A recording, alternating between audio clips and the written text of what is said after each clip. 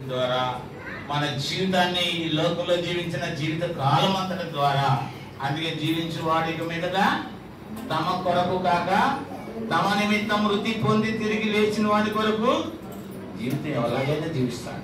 ఉన్నవాడు జీవిస్తాడు, లేనివాడు జీవిస్తాడు కదండి. మధ్య తరహా వాడు జీవిస్తాడు, పేదవాడు జీవిస్తాడు.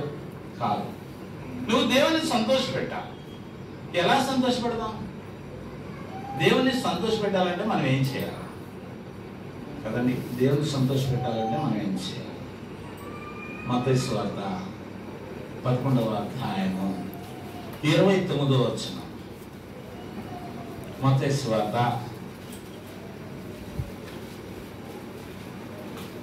11వ అధ్యాయము.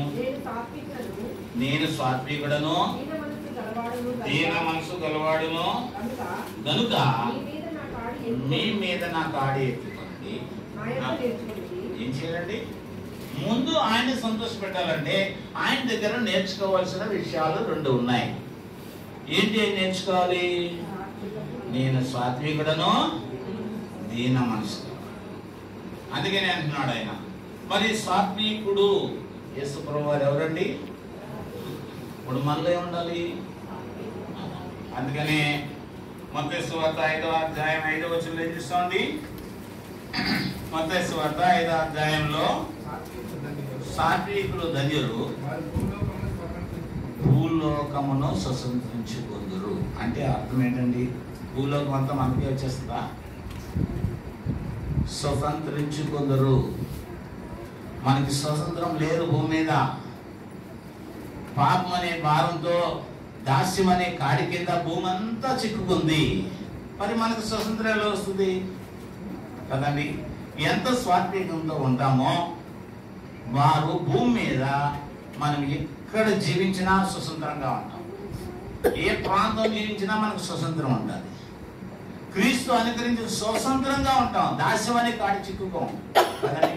లేదా కొన్నిసార్లు ఈఎంఐలు, డెబిట్ కార్డులు అట్లకి ఏమని వద్దామండి?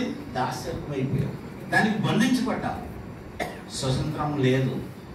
పాపంతో మనము బంధించబడుతున్నాం. దాస్యం అనే కాడి కింద భూమి అంతా చిక్కుకుంది. ఈ లోకం అనే ఈ యొక్క జీవితంలో అనేక విషయాలకి మనం ఏమైపోతున్నామంట? దాసుల వైపు. స్వతంత్ర జీవితము లేదు. అయితే గల్తీయులు రాసిన పత్రిక 3వ అధ్యాయంలో 1వ వచనంలో ఏం చెప్తున్నాడు ఆయన? పౌలు ఇక్కడ ఒక మాట అంటున్నాడు ఆయన. క్రీస్తు స్వతంత్రం అనుగ్రహించిన మనలను ఆయన 5వ అధ్యాయం 1వ వచనం. గల్తీయులు రాసిన పత్రిక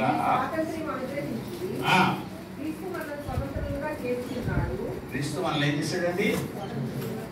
ఆయన మరణ పునరుద్ధానం ద్వారా మనకేమొచ్చిందంటే స్వతంత్రం వచ్చింది. పాపం నుంచి విడుదల వచ్చింది. అంధకారం నుంచి విడుదల వచ్చింది. దేవుని రాజ్యానికి హక్కు వచ్చింది. ఏమున్నా ఏమి లేకపోయినా ఈ భూమి మీద నేను దేవుని రాజ్యంలో సుధరించుకోగలుగుతాననే విశ్వాసం వచ్చింది. దానితో మనం జీవించడానికి అందుకే అంటున్నాడు ఆయన. ఏమన్నాడంట? సాత్వికులు ధన్యులు వారి భూలోకమును. అంటే భూమి మీద నువ్వు ఎక్కడ జీవించినా, ఏ ప్రాంతంలో జీవించినా నీకు స్వతంత్రం ఉంటుంది కదండి. మనం ఈ చోట కడప వెళ్ళినా స్వతంత్రం ఉంటుంది, అనం వెళ్ళినా స్వతంత్రం ఉంటుంది, లేకపోతే గుంటూరు వచ్చినా స్వతంత్రం ఉంటుంది. ఎక్కడికి వెళ్ళినా, ఏ ప్రాంతం వెళ్ళినా కూడా మనం స్వతంత్రంగా ఉండగలుగుతాం. ఫ్రీగా కదండి. కొంతమంది అలాగా ఉండలేదు. సాయంత్రానికి ఏ ఫోన్ వస్తుందో, ఎటువంటి ఇబ్బంది వస్తుందో, లేకపోతే ఏ విషయాల్లో ఉన్నాం బంధించబడ్డాము. అందుకని ఈ స్వతంత్రం కావాలంటే మనకేం కావాలి? స్వాతంత్రం కావాలి. అది ఎక్కడ దొరుకుతుందండి? యేసు ప్రభువు దగ్గరికి వస్తే ఆయన దగ్గర నేర్చుకోవాలి. ఏం చేసుకోవాలండి మనము? 2 మాటలు. ఒకటి సాత్వికము, సాత్వికుడును, తర్వాత దీన మనసు కదండి. మన మనసు ఎక్కడ ఉంది? మనిషి దీనంగా ఉండొచ్చు. మన మనసు మనకే తెలియాలి, మరి ఒక లెవెల్కి తెలియదు కదండి. దీన మనసు గలవారి యొక్క అందుకే అంటున్నాడు ఆయన. దీని యొక్క మనసును జ్ఞాపకం చేసుకొని 1 పేతురు రాసిన పత్రిక 5వ అధ్యాయం 5వ వచనంలో దీనులకు కృప అనుగ్రహించబడు. 1 పేతురు రాసిన పత్రిక 5వ అధ్యాయము 5వ వచనంలో చదవండి. చిల్లారా మీరు ఎవరికి లోబడాలి? మనిషి లోబడదు కానీ మనసు లోబడదు. మనసు లోబడదు కదండి. అందుకనే పెద్దలకు లోబడి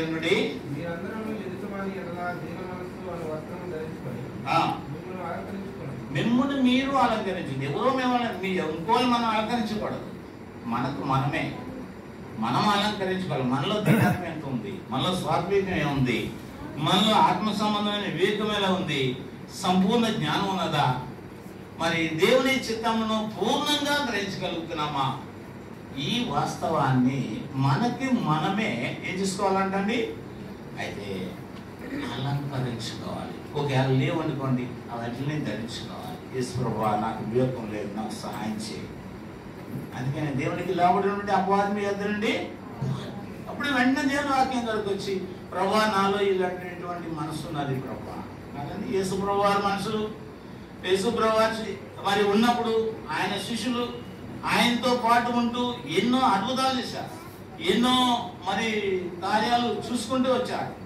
కానీ కదండి, కుంటి వారు బాగా చేయబడ్డారు, 5 రొట్టెలు 2 చేపలు 5,000 మంది పంచబడ్డారు.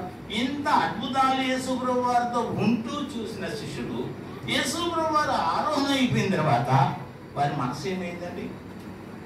లూకాసు వార్త 24వ అధ్యాయం 45వ వచనం.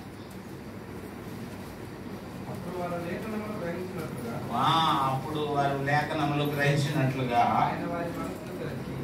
ఆయన మనసును వారి మనసును చూసారండి.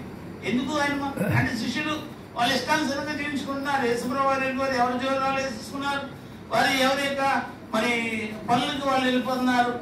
ప్రభు యొక్క ప్రభుతో మనం జీవించాలి, మన జీవితం ప్రభు కొరకు జీవించాలి అనే సత్యాన్ని ఎరగగా, ఆయన చిత్తాన్ని పూర్ణంగా గ్రహించగా, ఆత్మ సంబంధమైన వివేకం లేక, సంపూర్ణ జ్ఞానం లేక ఏం చేస్తున్నారు వారి శిష్యులు? కారణం మనస్సు. మళ్ళీ అలా వెళ్ళిపోవడానికి కారణం ఏంటంటే, మనం కూడా కొన్నిసార్లు దేవునితో ఉంటాం, కొన్నిసార్లు దేవునితో ఉండలేం. కారణం ఏంటి? మనసు ఉంటే వస్తాం, మనసు లేకపోతే దేనికైనా ఎలా ఉండండి, మనసు ఉండాలండి. దేనికైనా ఏం చేయాలంటే ఏముండాలంట? మనసు. ఏ మనసు కావాలి? దీన మనసు కావాలి. యేసు ప్రభువు దగ్గర ఏం దొరుకుతుందంట? స్వాత్వికుడును దీన మనసు గలవాడు. దేవుడు ఎవరి దగ్గర నివాసం చేస్తారండి? అయితే దీనుల దగ్గర ఆయన కృప అనుగ్రహించేవాడు. అంతాలను ఎదిరించి దీనులకు కృప అనుగ్రహింపబడిన ఆయన జ్ఞాపకం చేసుకుంటూ. కాబట్టి దేవుని యొక్క కార్యాలు మన జీవితంలో సంపూర్ణం కావాలని దేవుని దగ్గర నేర్చుకోవలసిన పాఠం అయితే, ఒకటి సాత్వికము, రెండవది దీన మనసు. ఈ 2 విషయాలు మనం నేర్చుకుంటే భూమి మీదనే అంత గొప్పవాడేవారు, పరలోకంలో గొప్ప రాజ్యాన్ని సృష్టించుకునే ఒక మరి సంతోషకరమైన జీవితాన్ని ఎల్లప్పుడూ జీవించగలుగుతాం. ఇంత గొప్ప ధన్యత మనలో ఇవ్వడానికి, ఈ భూమి మీద ఉన్న ఈ దాస్యం అనే కాడి నుంచి, పాపం అనే కాడి నుంచి విడిపించడానికి, రక్షించడానికి ఆయన సిలువలో నీ కొరకు నా కొరకు ఆయన ప్రాణం పెడుతూ మన నిమిత్తం ఏం చేశాడండి? ఆయన మన అపరాధముల నిమిత్తం ఆయన అప్పగించబడి మనం నీతిమంతులుగా తెచ్చబడడానికి పునరుద్ధానుడై తిరిగి. అందుకే ఈ దినాన్ని బట్టి మనం ఏం చేయాలా? ప్రభుకి కృతజ్ఞతాస్తుతులు చెల్లించాలి. ప్రభా, ఈ దినం గొప్ప దినం, ఈ దినము నన్ను నీతిమంతులుగా చేస్తావు, ఈ దినము నన్ను సంపూర్ణ జ్ఞానంతో నింపుకోవడానికి, ఆత్మ సంబంధమైన వివేకంతో నిన్ను వెంబడించడానికి, నాలో ఉన్న దుష్టత్వం నుంచి విడిపించి నీ కొరకు నేను జీవించడానికి నా నిమిత్తం ప్రాణం పెట్టావు, సమాధి చేయబడ్డావు, పునరుద్ధానుడై తిరిగి లేచి. కాబట్టి ఈ సమయంలో ఇంకా మనం త్వరగా మరి ముందుకు వెళ్దాం. కొలస్సీయులకు రాసిన పత్రిక 1వ అధ్యాయం చదవండి. కొలస్సీయులకు రాసిన పత్రిక 1వ అధ్యాయము 12వ వచనంలో, మనము ఆయనకి తగినట్టుగా నడుచుకున్న వాళ్ళను సంతోషపెట్టినట్లు అన్ని విషయంలో ప్రభువును సంతోషపెట్టాలి. దేవుని సంతోషపెట్టాలంటే ఏం చేయాలి? దేవుని దగ్గర ఈ 2 లక్షణాలు నేర్చుకుంటే అప్పుడు దేవుని మనం ఏం చేయగలుగుతామండి? అందుకనే మరి యాకోబు యాసావు తల్లి దగ్గర వండినప్పుడు మరి యాకోబుని ఏమంటారండి? యాసావు యాకోబు ఉన్నాడు. యాకోబు ఏం చేస్తున్నాడు? గుడారంలో ఉండి సాధు జీవితాన్ని జీవిస్తూ దేవుని సంతోష పెడుతున్నాడు.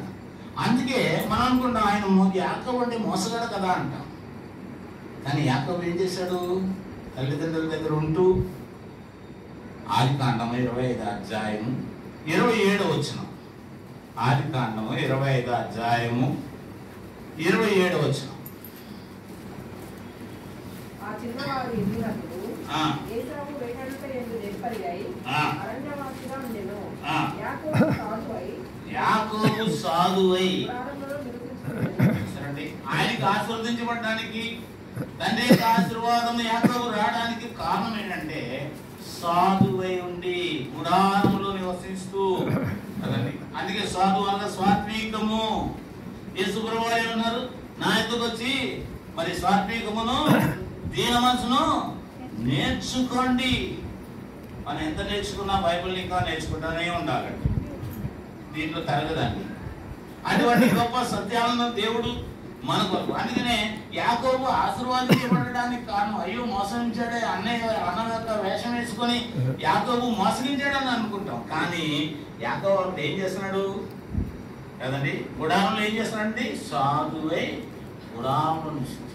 అందుకని యాకోబు అంటే మోసగాడు అంటాం కదండి. మన ఎవరు యాకోబు కంటే మోసగాడు కదండి. ఎంతమందిని మోసం చేస్తామో తెలిసి కొంత తెలియక కొంత కదండి. దేవుణ్ణి అనేక రకాలుగా మోసం చేస్తాం. ప్రభా నేను వస్తానంటున్నా ఇంకో ఏదైనా ఫోన్ వస్తుంది అనుకోండి, నాకు రాకపోతాం.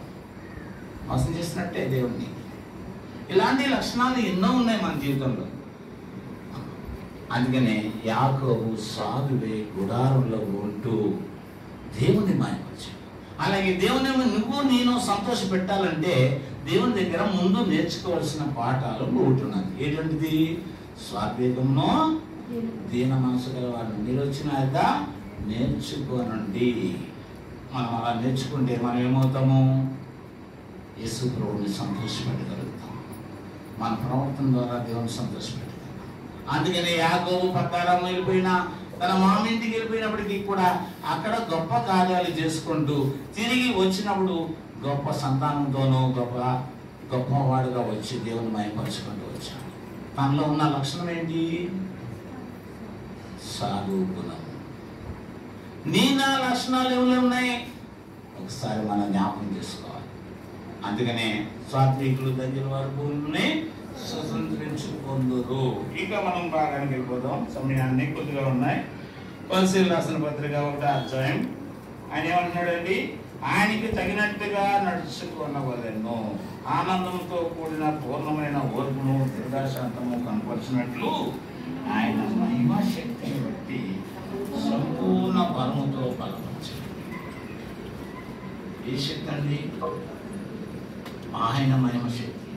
యేసు ప్రభువారు చనిపోయిన తర్వాత తిరిగి ఆయన మహిమపరచబడి తిరిగి పునరుద్ధానుడై లేచిన శక్తి మహిమా శక్తి అంటారు. అందుకనే ఆయన దగ్గర ఆ మహిమ శక్తి ఉన్నది కనుక లాజరు 3 దినాలు మరి చనిపోయినప్పటికీ అడికెళ్ళి లాజరు బయటికి రా అంటే మరణంలోంచి జీవంలోనికి వచ్చాడు. అటువంటి మరణం నుంచి జీవంలోనికి సంపూర్ణ మహిమ శక్తితో నిన్ను నన్ను నింపుకోవడానికే దేవుడు మహిమపరచబడుతూ దేవుడు ఆరోహణమయ్యి ఆయన సిలువలో ఆయనకి వెళ్ళక ముందే ఈ లోకంలో మన కొరకు ఆయన సిలువ కార్యాన్ని జ్ఞాపకం చేసుకున్నాడు. సిలువ కార్యం ద్వారా కదండి. అందుకనే మనము ఆయన రాకడలో ఆయన సమాధులు తెరబడతాయి. ఆయన మరి చూస్తే అప్పుడు మరణించిన వారు అందరూ జీవంలోనికి మనం జీవంలోనికి మన యొక్క మరణము, పాపం యొక్క బలము మరణము, ధర్మశాస్త్రం యొక్క బలము మరణము, పాపము ఏదైతే చేయలేకపోయిందో యేసు ప్రభువారు వచ్చి దాన్ని మనకి నెరవేర్చారు. అందును బట్టి ప్రభువా నీ మహిమ శక్తితో నా పాపం మరణము నుండి నీవు నుంచి నన్ను విడిపించి నిన్ను మహిమపరచడానికి, నీ మహిమలోకంలో నన్ను చేర్చడానికి నాకు ఇచ్చిన రక్షణ బట్టి నీకు వందనాలు ప్రభువా. ఇది ఆరాధన. ఇటువంటి ఆరాధన సరే.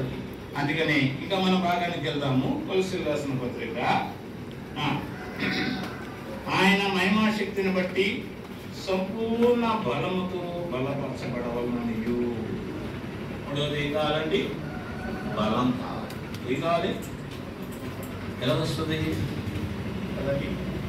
యెహోవా కొరకు ఎదురు చూసేవారు నూతన బలం పొందుతారు. ఎప్పుడు ఆరాధనకి వెళ్ళాలా? ఎప్పుడు ప్రార్థన పెడతారా? ఎప్పుడు బైబిల్ స్టడీ పెడతారా? ఎప్పుడు దేవుని సన్నిధికి వెళ్ళాలా? మనం ఏం చూడాలండి? ఎదురు చూడాలి కదండి. ట్రైన్ టికెట్ తీసుకొని ట్రైన్ అది ప్లాట్ఫామ్ మీద ఏం చూస్తాం? ఎవరి గురించి చూస్తామండి? ట్రైన్ గురించి చూస్తాం. అలాగే నీకు రక్షణ పొందిన తర్వాత విశ్వాసంలో నిన్ను బలపరచడానికి, దేవుని రాజ్యంలో ఆయన సంపూర్ణ జ్ఞానంతో దేవుని యొక్క రాజ్యంలో నిన్ను చేర్చాలంటే ఆత్మ సంబంధమైన బలము. ఆ బలం ఎలా వస్తుంది కదండి? ఒకసారి ఒక దినాన్ని నేను చాలా నీరసం అయిపోయింది. లేవడానికి కూడా అవకాశం లేనంత నీరసం అయిపోయింది. చూస్తే ఎవ్వరు లేరు ఇంట్లో, నేను ఒక్కడనే ఉన్నాను కదండి. పనిలోకి ప్రార్థన చేసుకొని నెమ్మదిగా బైబిల్ తీసుకొని ఆ రోజు మత్తయి సువార్త 1వ అధ్యాయం నుంచి 28 అధ్యాయాలు ఆఖండ చదివానండి. ఎక్కడ లేని బలం వచ్చిందండి. ఒకసారి మీరు కూడా అలా చదివి చేసి చూడండి. ఎంత శక్తి మీలో వస్తుందో, ఎంత బలం మీకు వస్తుందో. నీ వాక్యమే నన్ను బ్రతికించండి, నీ వాక్యమే నన్ను బలపరచండి. దేవుని వాక్యంతో మనం బలం పొందుకోవాలి. అందుకే అంటున్నాడు, యెహోవా కొరకు ఎదురు చూసేవారు నూతన బలం పొందుతారు. అందుకే మనం ఎన్ని భాగాలు చూసుకున్నామో చూద్దాం. ఒకటి, సంపూర్ణ జ్ఞానం. ఈ లోకంలో లోక సంబంధమైన జ్ఞానంతోనే జీవించాం, కానీ పరలోక సంబంధంతో పైనుండి వచ్చే జ్ఞానాన్ని నింపుకోలేదు. ఆయన శిలువ కార్యం ద్వారా పైనుండి వచ్చే జ్ఞానాన్ని దేవుడు మనకి ఇచ్చాడు. రెండవది, ఆత్మ సంబంధమైన వివేకం చూస్తాం. వివేకం లేని వారుగా కదండి, వివేకం లేని జీవితాన్ని జీవించారు చాలా మంది కదండి. ఉప్పులో బంగారు కమ్మే, కానీ ఏం లేదంట, వివేకమో లేదు. ఆత్మ సంబంధమైన వివేకం అంటే దుష్టుని తత్వం మనకి మనము విడిచిపెట్టుకోలేని పరిస్థితిని బట్టి వివేకం లేదని లోక సంబంధంగానే ఉంటాం. రెండవది. మూడోది ఏం చూస్తున్నాంట, ఆయన చిత్తం. ఏదో ప్రభా అంటే సంపూర్ణంగా గ్రహించాలి. ప్రభా నీ చిత్తం ఏంటి కదండి, నా చిత్తం ఏంటి, నా ఇష్టం ఏంటి, నా అర్హత ఏంటి మనం ఆలోచిస్తాం కాదండి. మన జీవితం అయినప్పటికీ కూడా దేవుని చిత్తానికి అనుకూలంగా ప్రభు దగ్గర అడిగి తీస్తాడు. ప్రభా సంపూర్ణ చిత్తమును గ్రహించడానికి నాకు సహాయం చేయ ప్రభు అంటే దేవుడు తప్పనిసరిగా సహాయం చేస్తాడు. ఆయన చిత్తాన్ని గ్రహించేవారుగా ఉండాలి. మూడవది. నాలుగవది, ఆయన సంతోషపెట్టాలి. సంతోషపెట్టాలంటే ఏం చేయాలా? ఆయన దగ్గర సాత్వికమును దీన మనసు అనే వస్త్రాలు ఉన్నాయి కనుక వాటిని నేర్చుకోవాలి. ఆయన దగ్గర నేర్చుకోండి అంటున్నాడు. మనం దేవుని మందిరానికి వచ్చి నేర్చుకోవాలి. దేవుని మందిరానికి వచ్చి కదండి, అన్నగారు మరి వీడియోలో పెడతా ఉంటారు, నేను ఎక్కడో ఉన్నాం కానీ అక్కడ చూసి నేర్చుకున్నాం. ఈరోజు చెప్తున్నాను. అలాగే మీరు దగ్గర ఉండి నేర్చుకోవచ్చు. దేవుని మందిరంలో నేర్చుకోవాలి. దేవుని వాక్యం బైబిల్ స్టడీ చెప్తుంటే ఆ బైబిల్ స్టడీలో ఆ బైబిల్లో ఉన్న మర్మములు ఎన్ని విధాలుగా దేవుడు మనకి ఏర్పాటు చేసి ఉంచాడు. అవన్నీ ఏం చేసుకోవాలండి? నేర్చుకోవాలండి. నేర్చుకోవడానికి ఆయన దగ్గరికి రావాలి. తర్వాత మరి ఆయన్ని సంతోషపెట్టినట్లు. ఐదవది ఏం చూసామండి? ఆయనకి తగినట్లుగా. ఒకప్పుడు మనం నడుచుకోలేదు. ఆయన ఇచ్చిన రక్షణ బట్టి ఇప్పుడు మనం ఏం చేస్తున్నాము? ఆయనకి తగినట్టుగా నడుచుకుంటున్నాం. ఆరవది, ఆయన మహిమా శక్తి. ఏడవది, సంపూర్ణ బలం. ఈ 7 లక్షణాలు మానవుడి జీవితంలో లేని కారణాన్ని బట్టి దేవాది దేవుడు ఈ లోకానికి అద్వితీయ కుమారుడుగా జనతకి పుట్టుకగా ఈయన భూమి మీద జన్మించి 33.5 సంవత్సరాలు భూమి మీద జీవించి మన అందరము ఈ యొక్క 7 లక్షణాలు మనలో ఉండడానికి, ఆయన అంగీకరించి ఆయనలో సంపూర్ణం అవడానికి కదండి. అందుకని ఆయన 7వ దినాన్ని ఏమయ్యాడంట? 6 దినాలు సృష్టి అంతా సృష్టించి 7వ దినాన్ని, అలాగే ఈ 7 అనేది సంపూర్ణం. మనము భూమి మీద జీవించిన జీవితకాలం మన జీవితం సంపూర్ణం అవ్వాలి. సంపూర్ణం అవ్వాలంటే 7 లక్షణాలు మనలోనికి రావాలి. ఈ 7 లక్షణాలు మనలో ఉన్నాయా? ఒక దినాలు లేదు. ఇప్పుడు ఆయన శిలువ కార్యం చేసిన ద్వారా, ఆయన ఇచ్చిన రక్తం ద్వారా సులువుగా లోబడి ఆయన రక్తంతో పవిత్రపరచుకొని ఆయన దేవుని వాక్యానికి మనం నేర్చుకుంటూ, దేవుని దగ్గర మనం ఏం విడిచిపెట్టుకోవాలో అవి విడిచిపెట్టుకుంటూ, దేవుని దగ్గర ఏ విధమైన మరి లక్షణాల్లో దేవుని ఎలా సంతోషపెట్టాలో, ఎలా మహిమపరచాలో, ఆయన మహిమ శక్తిని బట్టి మనం జీవించవలసిన జీవితాన్ని దేవుని దగ్గర నేర్చుకుంటూ వస్తుంది. దీని ద్వారా ఆయన ఇచ్చిన రక్షణ బట్టి, ఆయన చేసిన కార్యాన్ని బట్టి, అందుని బట్టి ప్రభువుకి ఏం చెల్లించాలండి? అందుకే అంటున్నాడు ఆయన కొలసీలు రాసిన పత్రిక 1వ అధ్యాయంలో చివరిలో చదవండి. సంపూర్ణ బలంతో బలపరచబడవలన నీవు తేజోవాసులైన పరిశుద్ధుల స్వాస్యంలో మనలను పాత్రులుగా చేసిన తండ్రికి పరిశుద్ధుల స్వాస్యంలో. ఈ 7 లక్షణాలు దేనికంట? పరిశుద్ధుల స్వాస్యంలో.